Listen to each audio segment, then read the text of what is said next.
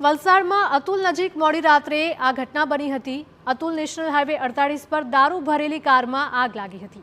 કારમાં આગ લાગતા એક મહિલા સહિત 2 પુરુષો કાર મૂકીને ફરાર થયા હતા। કારમાં આગ લાગવાનું કારણ અકબંધ છે। આ ઘટનાની જાણ થતાં ફાયર વિભાગ અને પોલીસની ટીમ સ્થળ પર પહોંચી ગઈ હતી। ફાયરની ટીમ દ્વારા આગ પર કાબુ લેવામાં આવ્યો હતો। પોલીસે કાર કબજે કરી અજાણ્યા ઇસમો વિરુદ્ધ ગુનો નોંધીને તપાસ હાથ ધરી છે।